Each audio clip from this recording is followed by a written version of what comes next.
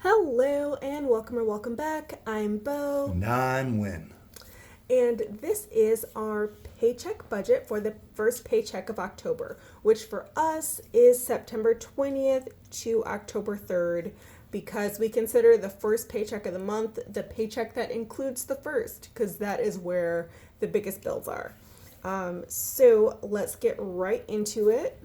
This is a paycheck, a zero-based budget worksheet from Vertex 42. It's just a free spreadsheet that I got online, and I color-coded it and edited it to match us. Budgeting, as much as aesthetic budgeting is great and fun, it does not have to be expensive. It absolutely does not. This works for us, and it's not like perfect, but it's good. Hell, it doesn't even need to be cheap some of the time. You'd be surprised how many free resources are available. Yep. Like this spreadsheet. Budget worksheet from Vertex 42. Yep. I will try to remember to put all the links of the main stuff we use in the description. If I forget, you can look at one of the older videos. Or just yell at me. I don't know.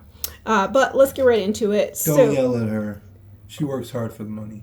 Oh my goodness. But leave a comment, please. Okay. So for inflow, his paycheck, we're going with 1988. This is his paycheck from June 14th. We're switching over to budgeting money that we actually have, not money that we expect to come in. So that's from that. And then my paycheck is $16.40. Which paycheck was that? That is my paycheck from August 15th. And then other income is Wynn's savings account interest. That's $42. Mm-hmm. That is a total of $36.70. And this is the August, I believe. Let me double check. Yeah, this is his August savings account interest. So that is a total of $3,670. And we are not investing right now. That's not where we are in our journey. We are going according to priority as much as we can. So then for his spending, we've got $1,350 for the rent, $183 for kid bills, all of them combined. That is kid insurance and copays. Mm-hmm. Heating bill at $51. Student loans always $36. Electric bill, right? Yeah. Electric bill, $200 because summer's difficult, y'all. Adventure stays at $20, leaving miscellaneous at $30. So it's a subtotal of $1,870, leaving $1,800. Yep.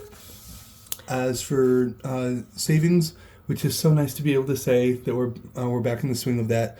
Really, just trying to save for gifts right now. Things might change in the week after, but for now, we're just budgeting $160, leaving $1,640. Yep. So then we get to my spending, which is my checking account. My monthly bills is $43, and that is, I believe, that is YouTube Premium Family and Netflix. So that's $43. His debt, I'm sending $600 to his highest interest student loan. Thank you. You're welcome. I love you. And then dining out, we're going to plan for 30. We'll see how that goes. That is one of our little pain points. And that is any food that is not groceries. So if we go to vending machines, if we have a hot dog at Costco, any of those kinds of things is considered dining out for us. 15 vending machines. Oh my goodness. And then groceries and bulk shopping is $260. Transportation is $60. Health is $75. Home shopping is $25. Birthdays is $5. Clothing and shoes is $40. Pet care is $15, and personal is $50. And if you notice, these categories have little envelopes next to them because these we don't actually reflect the actual spending on here. We are reflecting what's allocated, and the money rolls over if it isn't spent. So these are what I call my envelope categories. And with all that, the subtotal is 1203 and budget remaining is 437. So that is what I have left to save. And down to my savings account, we're going to go with 373 for insurance, 32 for Christmas, and 32 for school. And these numbers might seem arbitrary, but what it is there was $437 left. So then if I pull the two highest cards for this Christmas little card challenge that I do, if I pull the two highest cards, that would be $32. And then whatever's left from pulling those cards, whatever's left from the 32 is going to go to school. And then 373 is going to go to insurance.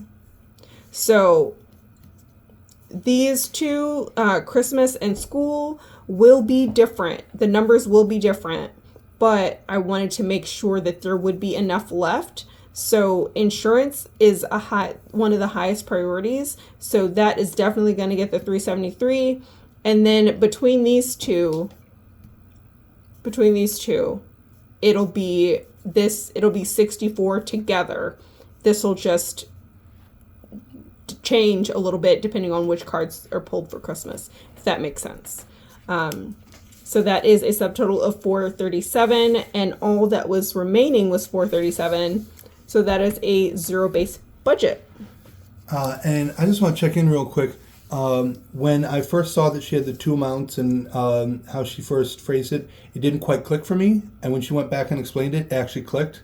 I was about to ask a question for clarification, but I didn't need to because she explained it out. I bring that up to say, what's something that you feel like we could explain better or different? Please let us know, because just because it's clear to us doesn't mean we made it clear to you. So let us know what could we re-explain to make this easier for you. Yeah, and also let's just be real. Nobody's paying us to do this right now. This whole channel is for accountability, and so that at some point Wynn's kids can look back and be nosy and see how we did things. Because honestly, talking about money is one of those things that I personally wish that I had done with my parents. I don't know about Wynn. Do you? So yes. Short answer, yes. Yes. They told me about allowance, but they didn't prepare me for a whole lot else. Yes. So eventually, the kids are going to want to be independent. They're going to want to pay their own bills and do their own things. And we thought it would be nice if they have examples for how we did it when they were younger. Of course, inflation will happen. Things will be more expensive by the time they're grown. But these dollar amounts are going to look real ridiculous by then. Yeah. But so you paid how much for rent? Exactly. But I would, and Wynn would like them to at least have examples of how we can make the math work with so many variables and so many categories, because who knows what they'll be into.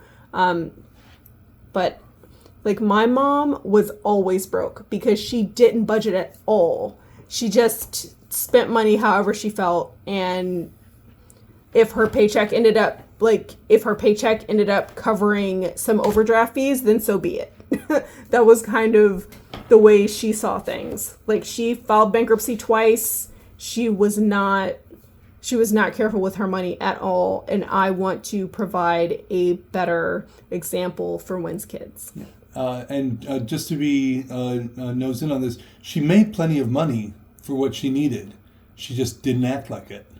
Correct. Because to her, the biggest priority was enjoying her life, not necessarily taking care of her responsibilities and only spending what she had. So she never found a credit card she couldn't max out.